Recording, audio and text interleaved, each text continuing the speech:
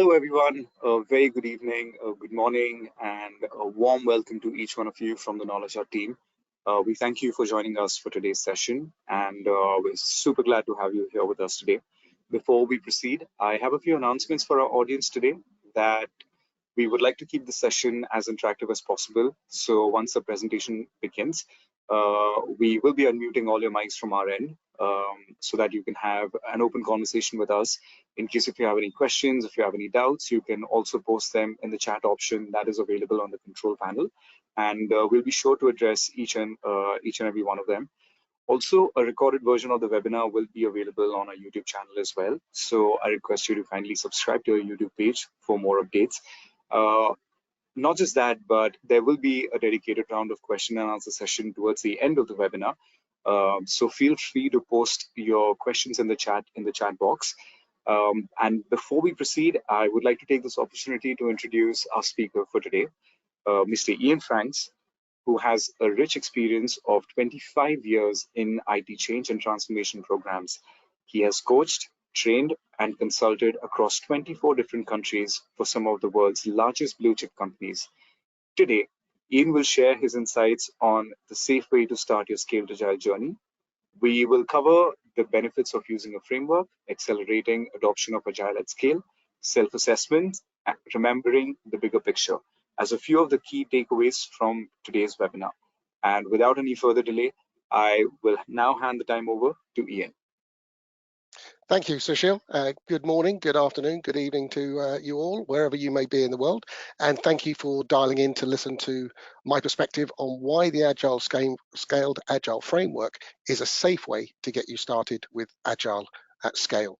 My name's Ian Franks, as Sushil said, and I'm delighted to share some of my perspectives and thinking with you today. So today is the 31st of October. This is a day when many parts of the world celebrate All Hallows Eve, or better known as Halloween. So it's a particularly suitable day to talk about something scary. Change is scary. Knowing that you need to change, but being unsure how to change is scary. Not knowing what your future looks like is scary. In fact, doing a live webinar on a potentially divisive subject like this is pretty scary as well at times too. Making a change to more agile at scale is made even scarier when you can find opinions and statements like this. Continuous learning and improvement, customer centricity, humility, cross-functional collaboration, evidence-based decision-making, experimentation, design, and course correction, to name a few, are visibly absent from the safe conversation. Instead, organizations are adopting this way of working, focusing on rigid team structures, strict rituals and events, etc., etc. In short, safe is not agile. In today's webinar, I'd like to explain why I think these statements are incorrect, and go on to explain why I think the Scaled Agile Framework, also known as SAFE, is actually a good thing to get organizational change moving. Firstly, let's consider statements like this one, and this was taken from a blog page. Continuous learning, for example, that's definitely in SAFE. In fact, SAFE talks about relentless improvement. It's the last of the 4 pillars of the safe house of lean metaphor that we use to remind ourselves of our focus being on value delivery in a shortest sustainable lead time, and that delivery is supported by the pillars of respect for people, flow, innovation, and relentless improvement. And all of those are underpinned by leadership. Customer centricity is actually visible on the SAFE big picture alongside design thinking. It's a key focus of the product management, and it's covered in the SAFE product owner, product manager course that I'm delivering next month with KnowledgeHut. And it's also in more detail in the Agile product management course. It's right there at the heart of it. SAFE's PI planning event, what is that if it's not cross-functional collaboration? Evidence-based decision-making is there too. Look at things like system demos. Experimentation, design, and course correction. Look at the continuous delivery pipeline. Again, it's visible on the big picture. So hopefully you're getting the point that some of the points that get raised in statements like these are perhaps not wholly correct. They're definitely part of SAFE. You should be very much in evidence as an organization navigates its agile journey. If they're absent from the conversation being had around agile at scale, as this blog suggested, then this is not because SAFE doesn't include them. This is an omission of the change team, the leadership, or the consultants involved in that particular change. Let's look at some more. Look at this opinion I saw on LinkedIn. I do not like anything safe. They've borrowed or stolen many better tools like value stream mapping, OKRs, etc. Clearly, again, a misunderstanding of what SAFe is. This is exactly what SAFe is meant to be. Scaled Agile Inc. have done the hard work of identifying best, or perhaps should I say, most suitable practices that embody things from the Agile Manifesto and the principles of Lean and Agile. And they brought them together into a framework that you can follow to get started with Agile at scale. Scaled Agile Inc. clearly acknowledges this fact, naming the Scaled Agile Inc. employees, the 40 SAFe fellows, and the others who have helped to develop and evolve SAFe. And of course, the Agile thought leaders on whose shoulders this framework stands. The contributors webpage to Scaled Agile even lists the 122 published different books that have influenced the authors of SAFe. There's clearly a lack of understanding as to what SAFe is by the person who made this comment. Now let's look at this other quote. There's one more here I want to share with you. This is from a Medium article. I actually think SAFe is very bad. It proclaims values that seem sensible and then turns around and imposes processes and structure that stifle real agility.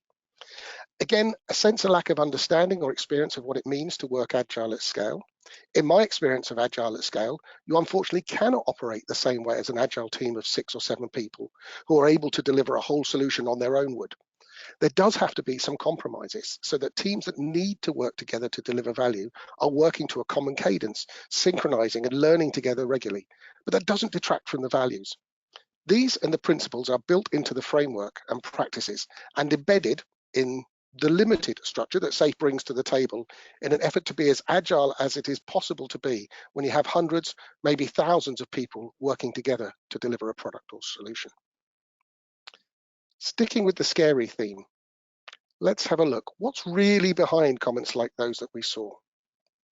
Perhaps the scariest thought of all today, and I think it's well summarized in this quote from a fellow SAFe program consultant that I saw actually in response to one of those previous statements. I agree that larger organizations like to pretend they're implementing SAFe when the truth is they are only putting lipstick on a pig, not changing much except maybe adding some PI planning and calling it SAFe. Sadly, all too often, SBCs allow them to get away with it. So they do not reap the rewards of SAFe and people think SAFe doesn't work. So this begins to take us towards the issues caused by a type of half-realized approach that is likely to be the death knell for agile practices in that organization. It's not only causing the company to miss out on the potential benefits of true iterative development, short learning cycles, and early value delivery, but creating a legion of disillusioned individuals whose only experience of Agile or SAFe is an understandably negative one. I'd like to try and convert some of those folks back to Agile and to the benefits of starting with SAFe in particular as a way to adopt Agile at scale. Let's come out of the darkness of Halloween and let's find some light in tomorrow. Let's talk about an organization that has identified the need for scaling as part of their Agile journey. Firstly, let me quote my excellent Scaled Agile teachers, SAFe fellows Brian Tucker and Ian Spence, who reminded me repeatedly, and they say the first rule of scaling Agile is don't. Don't scale unless you have to. So that is, don't do it if you don't need to. Don't push teams to work together that don't really need to work together. Don't see your Agile release train or your team of teams as an organizational construct to just group similar teams or people together.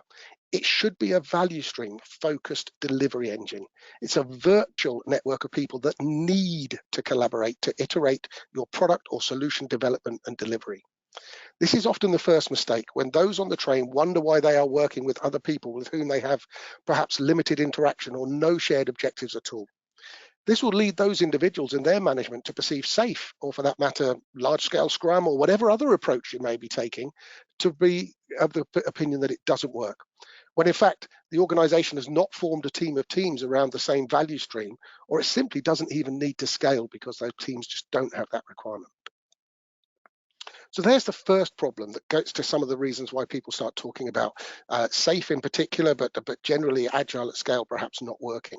Do you really need to do it? Are you putting people together that need to work together? Let's assume then that we've identified a value stream of 50 or more people, maybe 5 or more teams that have a genuine need to work together to deliver value. And we want to adopt an Agile approach to realize the benefits. We perhaps have some teams there or some people there who are new to Agile. Maybe we have some teams who are not yet working in an Agile way within this value stream.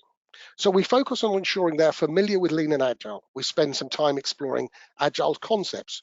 We discuss the Agile Manifesto. We look at the 5 Lean principles and the 12 Agile principles. Are we done now? Can we just leave them to go on and be amazing? Of course not. More is required to help them get started, much more. Examining principles, discussing manifestos, and becoming familiar with other metaphors for Lean Agile ways of thinking still leave questions for most organizations about how they then proceed to put this new knowledge into practice. The principles alone are not enough. More direction is needed to help get them started.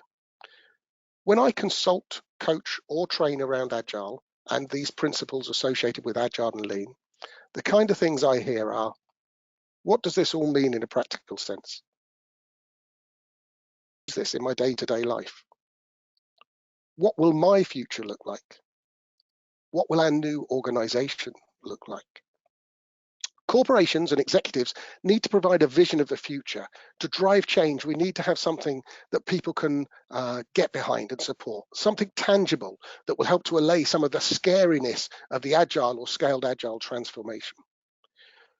Sure, we could take our newfound knowledge of the principles and our understandings of lean thinking, and we can start to draw out our own roadmap. We can start developing our own practices. But why would you not want to learn from what others have tried before? Why would you want to reinvent the wheel when there's already some wheels available? My 25 plus years that Sushil referred to at the beginning of experience in and around change programs also teaches me that we normally need to move whilst there is an appetite for change. Timing is imperative. Some successes need to be achieved whilst there is motivation and funding for this change. And this is where frameworks come in. This is probably a familiar framework. Some may say it's a methodology, although the difference between the two is almost semantics. A framework is defined as a basic structure that underlies a system, concept, or text, or also a system of rules, ideas, or beliefs that is used to plan or decide something. Whereas a methodology is a body of methods, rules, and postulates employed by discipline. So let's acknowledge there are some subtle differences, but whether a framework or a method, this is Scrum. It is specific in that it talks about certain roles being required. It requires a number of ceremonies and events, and it advocates certain artifacts, but it doesn't give you all the detail on how to proceed. You have to work out the makeup of your agile teams. You have to decide what to include in your backlog. You have to decide on your cadence. You have to create your own definitions of ready and definitions of done. And you have to decide how to do the actual work in the teams. You have to think about who to include in sprint demos and how to run retrospectives. And importantly, ensure you learn from those retrospectives and find ways to implement those learnings. A Scrum team of 5 or 6, for example, who are co-located and share the same desk space may not need a formal daily Scrum. They may all be aligned through their continued daily discussions and learning via the osmosis of working close together.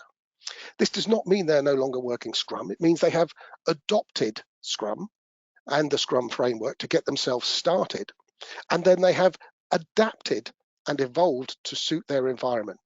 They've learned what works for them and gained a better understanding of the agile principles by working as a team of motivated individuals, and they are focused on satisfying their customer through continuous delivery of value. They're still working agile. They took a framework to get themselves started. They've adopted it and began to adapt from it. Because you have to get started somewhere. Remember, change is not only scary, it's risky, especially when trying something. And a framework can help you take that next step from concept to execution. It can help put theory into practice very quickly. It can help both individuals and an organization learn and grow through practical experience. Adopting a tried and tested methodology or framework to get started is likely to be considered less risky, or if you'll pardon the pun, should I say it's a little bit safer. So in that same way then, SAFE is a framework that can help get you started with Agile at scale. Like Scrum, the Scaled Agile Framework still leaves many things for you to decide. Identification of what your actual value stream is and who needs to work together as an Agile release train, also known as an ART. It's a team of teams within SAFE. And what will be the cadence of your program increment? That's effectively an iteration for an Agile release train. How will you populate your program backlog? What are the steps in the program Kanban? What is the definition of ready and definition of done for your art? You'll also need to understand your current delivery pipeline, what it is, and make some decisions on how you can improve it to make it become more continuous. And they're just a few examples just to quickly give you some idea. So SAFe is not only built on the agile principles and influenced by the 122 books that I mentioned earlier, but also leans on published research papers and of course the practical experience of hundreds of implementations which have led to iterations of the framework up to the current version of SAFe 5.1 that you see on the screen here. You can even begin with just essential SAFe, which is what's shown here, and scale up into a large solution or portfolio if or when required. Eventually maybe even full SAFe if that's what suits your environment and your business. Now, I acknowledge that SAFe can look very busy, especially to the uninitiated, and it's potentially complicated or heavy is a perception of it, and therefore it may be considered as not agile. But it is just a framework, albeit perhaps with a little more guidance or detail than you might have found in some other frameworks, but it gives you a good start. And that additional guidance and that additional detail can be helpful in my experience, as it helps answer many of those questions that individuals will have, such as, what will my role be? What are my responsibilities? Where do I fit into this new organization? The Scaled Agile Framework also provides some clarity to the wider organization and answers questions about what we're trying to establish, how we will initially work together.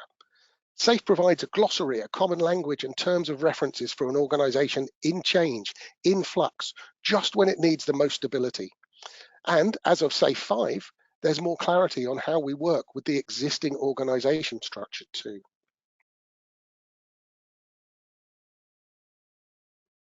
This excerpt, or this slide, is extracted from the Leading SAFe training course, and it clearly illustrates dual operating system that John Kotter advocated in his 2017 book, Accelerate. In this book, Kotter talks about the need to recognize the network of individuals aligned around delivering customer value, the kind of situation you would find in startup organizations and how most of the world's successful organizations began. This is recognizing how customer value flows through an organization. And Kotter urges us to bring together the people who need to work together to deliver that value, cutting through potential silos that may have been created by your functional hierarchies. Kotter talks about the need to create this value stream network again, but not to throw out the functional hierarchy, but to overlay the network on the existing functional hierarchy, which should be maintained for reasons of stability and support and development. So the Scaled Agile Framework specifically calls out the role it plays or can play as that value stream delivery network of individuals from across an organization who need to work together to deliver value. And that's what this slide is trying to illustrate. Providing this level of clarity for an organization about to undergo significant change does, in my experience, help middle management better understand where they fit and how they can, and more importantly, will, therefore support the new ways of working. It removes some of the fear that they and their colleagues have about how agile and scaled agile impacts them. Not knowing what your role is going to be after implementing a framework is where an implementation can often go wrong. Fear of not having a job or being accountable for something you don't have influence on will, at the very least, make people less helpful and could even lead them to head into sabotage mode. So with SAFe, an organization can help use this clarity to help sell the vision of the future and provide some level of clarity around their brave new world. As a result, this can help create greater buy-in and accelerate the pace of change. One of the other things I like about the Scaled Agile Framework's approach of providing some recommended practices is that this has enabled other organizations to develop some supporting tools that can help an organization both with their initial adoption and their ongoing transformation as they continue to learn and evolve. Two of my favorites are RenTouch's PI Planning app and Agility Health's Radar. The PI Planning app is a must for any arts that are not co-located. Provides all the tools you need for a remote PI planning event. It's a digital representation of what you would use in a traditional co-located planning event and what you'll be taught in a SAFe class PI planning event simulation. In fact, I use this tool to support my remote classes, so it will be part of the public SAFe Scrum Master course that I'm doing with KnowledgeHut in December. The tool itself, with its real-time links to tools like Jira and Azure DevOps, even proves useful for co-located planning events too. I've used this tool with several companies and found it not only facilitates more effective remote planning, but also saves time and paper. Agility Health's range of agile radars includes a number of radars created specifically to support SAFE's core competencies and the overall business agility that they enable. This directly ties in with SAFE's measure and grow approach. If you're not aware, SAFE has 7 core competencies, of which only 3 apply to essential SAFE, so even that's scalable as well. Each core competency breaks down into 3 dimensions, and by using SAFE's measure and grow approach, individual teams, teams of teams, and even whole organizations can assess themselves against some key statements, such as our team has clearly defined acceptance criteria for our work. Our art incorporates user experience design in solution development, and our art demos an integrated solution in system demos. Assessing yourselves against these kind of statements can help a team or organization to see where to focus next. And to help with that, SAFE even provides suggestions of articles or books to read, videos to watch, training to attend, or further tools to explore. Another accelerator and another way to help make that change and that transition. You may have noted that the wording of those assessment questions I read out does not cover any specific practice, but instead reflects the intent of the principles behind those practices. Therefore, this not only allows teams to evolve from the initial framework that they implement, but can actually be seen to be supporting their evolution. So I believe that it's this kind of lack of appreciation for this generic principle-based approach within SAFE where I think much of the bad press for SAFE also lies. There is a misunderstanding of the goal. There appears to be an assumption that SAFE is a rigid framework that you must adopt and then stick to forever, or worse, that organizations see SAFE as the end of their journey and not the start. Look at this quote from a PMI article. Organizations adopting SAFE typically do not become learning organizations because they become more concerned with adopting SAFE than in discovering what truly works for them. Now, the underlining there is mine, because that's the bit to call out, right? And this is where I think the real root cause of many of those perceived problems that people have with SAFE and some of those comments that were at the beginning. It's really important to understand that the fact that we move away and try to focus on implementing SAFE rather than implementing SAFE as a step in the journey is not the fault of SAFE, it's the fault of the implementation that we're running. The same PMI article stated, adopting SAFE can be a very good way to start a lean agile transition to agile at scale. And that's the message I'm trying to convey today. SAFE is a great platform to start a scaled agile transformation. It gives you all the big ideas consolidated from everywhere else in a ready-to-use package. It's all templated with role definition, and that's something that executives can take and help roll out across an organization. What should happen then is that as an organization matures in their SAFE adoption, they inevitably move away from pure SAFE, but they should have a lot of tools and skills that they learned in their initial rollout that they can now use to further their agile journey. Remember, the first line of our Agile Manifesto speaks in the present tense. We are uncovering better ways of developing software or solutions by doing it. Okay, it's present tense. We're continuing to improve. On that note of learning by doing, it's addressing the systemic challenges that is where the real hard work lies, and specifically in encouraging executives or leaders within an organization to recognize the changes they now need to make. Edward Deming said, 94% of most problems and possibilities for improvement belong to the system, not the individual. Most productivity improvements belong there as well. Personal solutions can be useful, but the most effective antidote to low productivity and inefficiency must be implemented at the system level, not the individual level. So I've used the graphic I've got here because I always say that embracing agile, and especially agile at scale, is like dropping a large stone in a pond. The ripples start to expand outwards. They impact the other practices, processes, and systems within your organization. And it's making these challenges visible and addressing them that makes the real difference. Through SAFE's Inspect and Adapt event that's aligned with the PI cadence, SAFE tries to instill the 12th Agile principle of reflecting on how to become more effective and adjusting accordingly at regular intervals at the team of teams level, that's that Agile release train, and not just at team level. Most of the challenges identified will be systemic, as Demings has identified, and they will require at least management support and probably management action to address them. It is an organization's willingness to recognize and resolve these systemic issues that will really deliver the results and benefits the organization wants and probably needs. Now, SAFE's INA event requires time, with SAFE advocating a focus on truly understanding the issue and not the symptom through a problem-solving workshop. Again, this may seem unrealistic or over-prescriptive to some at the start, but uncovering these systemic issues are the true impediments to achieving agility at scale and ultimately getting the benefits and results associated with an agile way of working. INA is simply a practice in a framework to help you identify and address real problems in line with our agile principles. Change the practice if you wish, evolve it if you wish, but remember it's the outcome that matters, so ensure you don't lose the objective with any new practices you may try. In my humble opinion, it is the failure to address these systemic type issues, no matter which framework you initially adopt, that will cause you to consider the framework you're using, or agility in general, to be a failure. So time invested in making these issues visible will never be time wasted.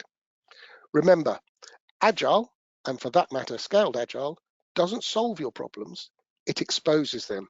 We expect you as an organization to work to solve your problems. That's really what's at the heart of reflecting and learning and improving.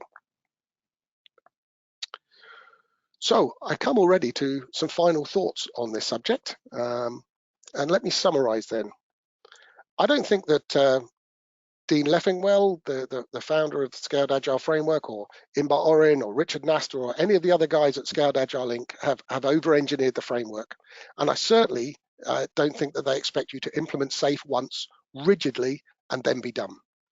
I'm pretty sure they realize that SAFE is a means to an end, with that end being the adoption of an agile mindset and ways of working across an enterprise to create business agility. This being the goal and the bigger picture you have to bear in mind when you begin to work with SAFE or any other framework. Take a look at this quote from an article in Forbes by Steve Denning back in 2019. Agile is a journey. No large firm is able to implement all the elements of Agile on day one. Mastering the various facets of Agile takes time. When a firm is in the early stages of the Agile journey, you might call it early stage Agile. It's not fake Agile, it's Agile that's incomplete. If the journey proceeds well, then the firm will gradually master all the 3 laws of Agile. And in Steve's way, that's law of the customer, law of the small team, and law of the network. If the journey proceeds well, they master these 3 laws as well as strategic agility. But the key point, the journey never ends. Firms go on finding new ways to become ever more agile. Just as we said from the Agile Manifesto, it's present tense. So remember the goal here. Using the Scaled Agile Framework is not about getting people to just use SAFE. Instead, think of SAFE as a means to an end. It will give you initial practices to use. It will give the executive something tangible. It will trigger the right decisions, or discussions rather. It will help to motivate the ambivalent. It will accelerate your adoption of Agile at scale. It will provide a foundation for relentless improvement. In short, it'll get you started on the right road that you then have to navigate for yourselves within your context. The danger then isn't SAFE, it's that SAFE is framed as a solution rather than a stage in a journey.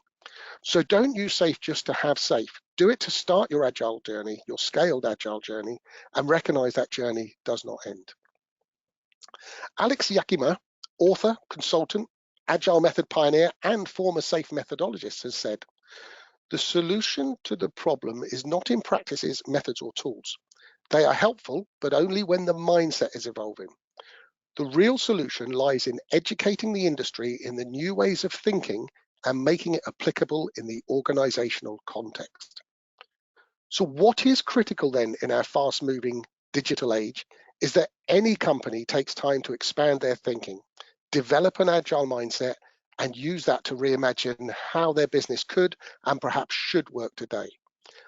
I personally, therefore, support the use of any tool or framework that gets an organization started on that journey, something that triggers them to explore agility in their context, and anything that institutionalizes a regular inspect and adapt approach. So I hope I've explained why I think SAFe has a lot to offer and is therefore a safe way to get started with Agile at scale. Remember, though, that ultimately it's the outcomes that matter more than the framework or methodology. Organizations don't necessarily want to be agile. They want the benefits and the results that Agile delivers. So thank you for your time and thank you for listening today. Ian, appreciate it so much. And with that, we will now leave the floor open to the audience. So let me just sign a recap.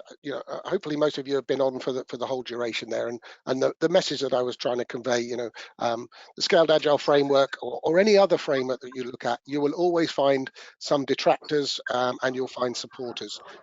My position is really, change is difficult, change is hard.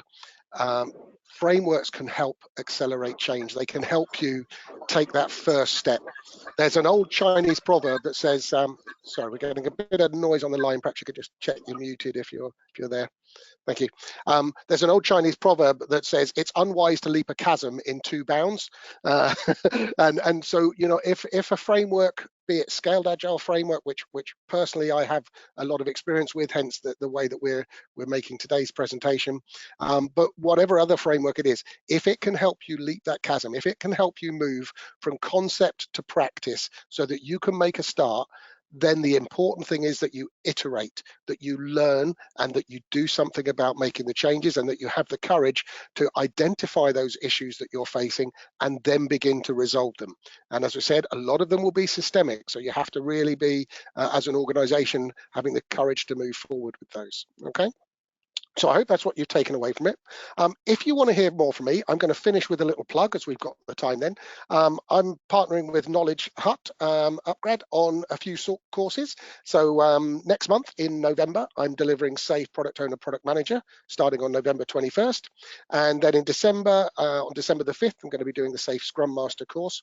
And in my courses, I try to emphasize the principles behind the practices whilst I teach you about SAFe, so that you understand the importance of such things as flow and how to achieve that, and you get into the importance of continually inspecting and adapting and how you can develop what works for your organization.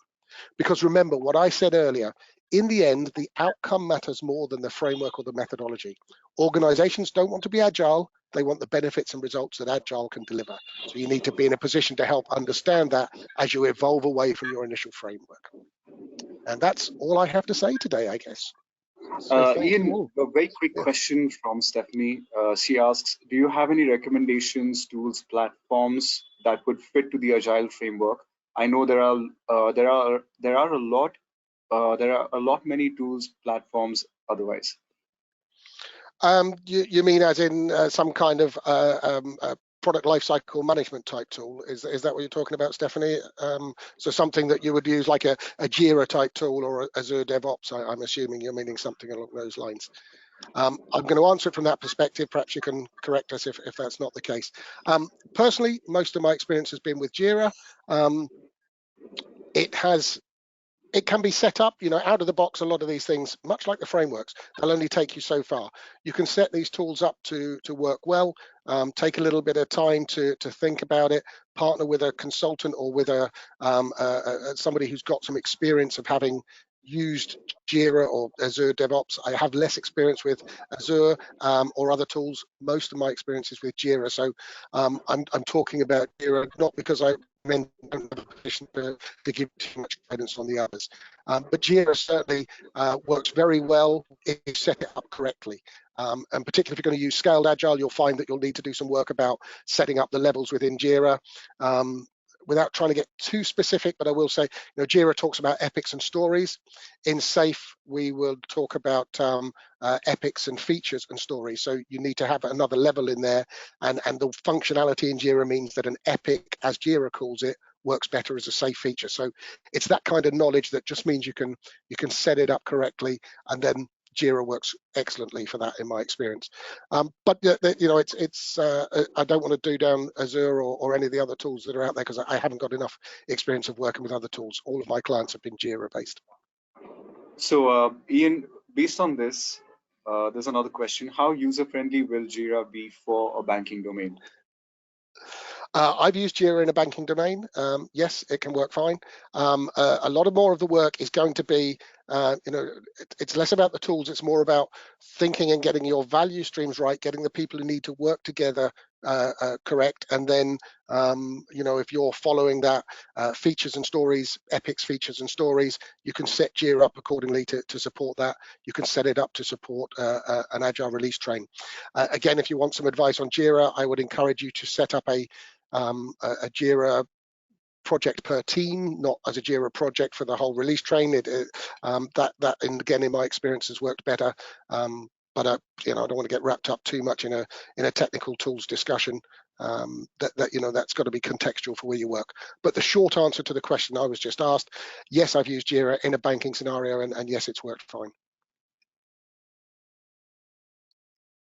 So in continuation, she also asks, if not Jira, then which other software can be used? I go back to my previous answer that I haven't enough experience with other tools that I would want to give you any other recommendations. But I know I've done training with organizations that are using Azure DevOps, and they seem to be working fine with it. So I can't comment further on that one. I wouldn't position myself as a tools expert, but I can only talk about my practical experience. So Ian, if you don't mind me going back to Stephanie's question from earlier, she has asked regarding project tracking tools or any roadmap project tools. Okay, again, with Jira, I've used I forget the exact terminology, but Jira has a kind of high level roll up that you can do from stories to features into epics, so you can start talking about a roll up in terms of story points. If you've got initial estimates on your epics, you can see which features you've completed and how many story points they were, and you can get that as a roll up from story points at story level, so you can roll all of those up, which again does line up with what Scaled Agile Framework would encourage you to do, to talk about you know, how much you've invested so far in certain epics, and understand, you know, where you're at and how far through are you. You know, in terms of project plans, you know, we're talking about an iterative development world here, so we are prepared to pivot without mercy and move away from certain epics if necessary. So I encourage people to work more in that format than specifically a big project plan per se, and try and work more iteratively with the ability to change their priorities and their focus increment to increment, program increment to program increment. But yes, that functionality exists in Jira, and again, I've been able to set that up successfully and use that in a couple of different industries. Stephanie, I hope that answers your question. Ian, also I wanted to ask you if you could mention your upcoming class and what is it that we're going to cover, so that the audience have a knowledge of you know, the date and the time where you will be conducting the classroom session. So if you can kindly please. Yeah, sure. No, let me go back over those again. Yeah, so in a few weeks' time, week commencing the 21st of November, I am covering the Safe Product Manager course. And part of the partnership with KnowledgeHut in doing these is that we're spreading them out over 4 days. So we're doing 4 half-day sessions, which allows hopefully people to either fit these in their evenings or to take half days, but also it buffers the online learning experience. You know, 8-9 hours a day of one class is quite hard work. Breaking it up a little bit just makes it a little bit easier to focus on the course, again, in my experience. So 21st, 22nd, 23rd, 24th, I'm doing Safe Product Owner, Product Manager training. That'll be running at 4 p.m. my time here in the UK until 8 p.m. in the evening.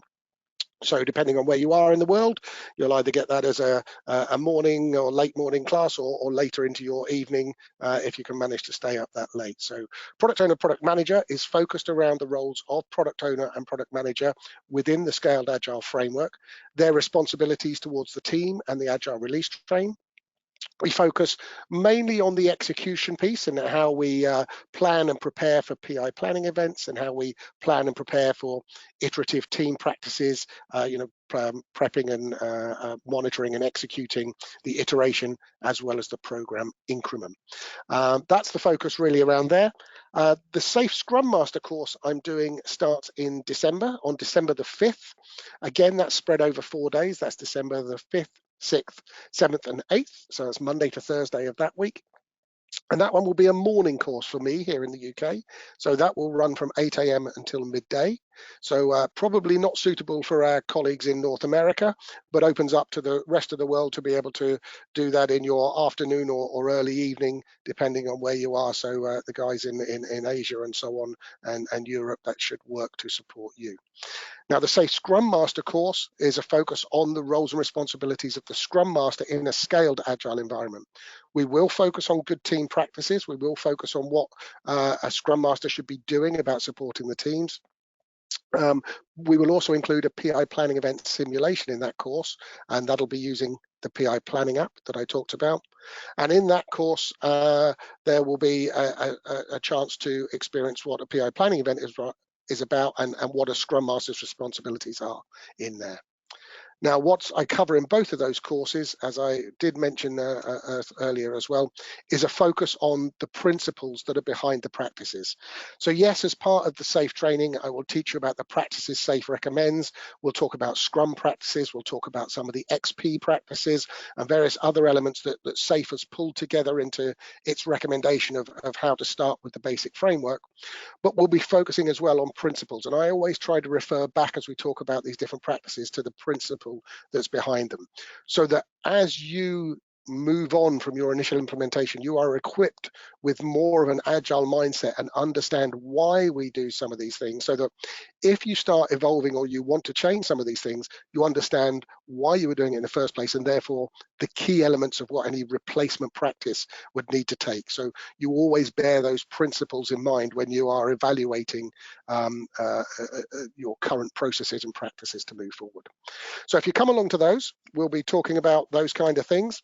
Obviously, we'll be covering the SAFE agenda, but I do try to emphasize the importance of the principles and understanding why we do these things, so that you're better equipped when you go back to your businesses.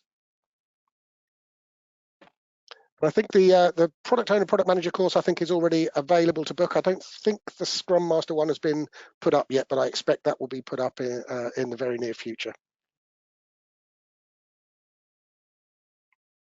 Thanks, Sushil, for the chance to talk about those again.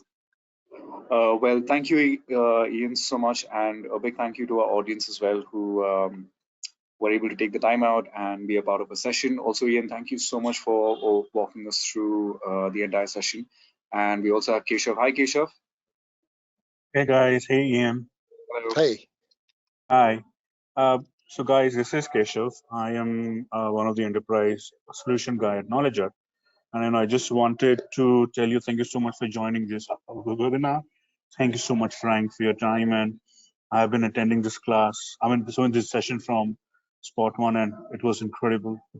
Thank you so much. And guys, I just wanted to let you know that I will be reaching out to each one of you individually and see if I can help you, to register in one of the upcoming Ian's workshop.